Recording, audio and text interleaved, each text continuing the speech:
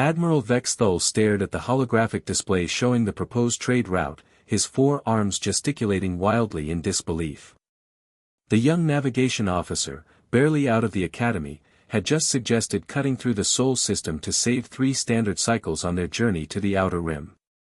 Absolutely not, Vexthul's voice carried the weight of someone who had lived through the Empire's greatest shame. Mark that entire sector as forbidden. No Imperial vessel has entered Terran space in over 2 centuries, and for good reason. The bridge crew exchanged confused glances. Most of them had been born long after the Terran incident, as historians euphemistically called it. To them, humans were just another primitive species confined to a single system, hardly worth avoiding. Sir, the navigation officer pressed, our charts show they barely have interplanetary capability. 1 system, 9 planets, no threat rating. Why would we avoid such an insignificant? Insignificant? Vexthul's laugh was bitter. Lieutenant, do you know what the Zephyrian Empire controlled before we encountered the humans? The young officer consulted his datapad.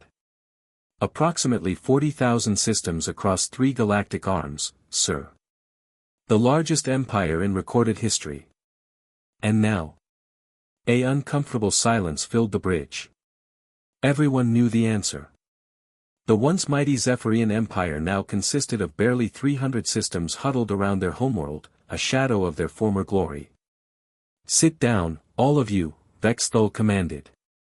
It's time you learned why we call it the Terran Containment Zone. He activated the historical archives, displaying footage from 2 centuries ago. The year was 2387, Imperial Standard. We had just finished subjugating the Altarian Confederation and were feeling invincible. 100 vessels, our most advanced technology. We gave them the usual ultimatum, submit to Imperial rule or face annihilation. What happened? Asked the communications officer, though her tone suggested she already feared the answer. They said no. Vexthul's expression grew distant. Not just no, they laughed. These primitives, who had never ventured beyond their own system, looked at the greatest military force in the galaxy and laughed. The historical footage shifted to show the human response.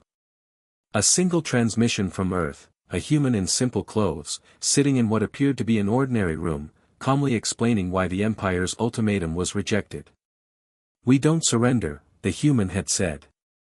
It's not really our thing. Our commander was insulted, Vexthul continued. He ordered immediate bombardment of their homeworld. That's when we learned our first lesson about humans, they don't fight like civilized species. The display showed chaos. Imperial ships reporting system failures, navigation errors, communications blackouts. Ships that had worked perfectly for centuries suddenly developing critical malfunctions. They didn't meet us in space with inferior ships, Vexthul explained. They came aboard our vessels. Somehow, impossibly, they infiltrated our dreadnoughts while traveling at faster-than-light speeds.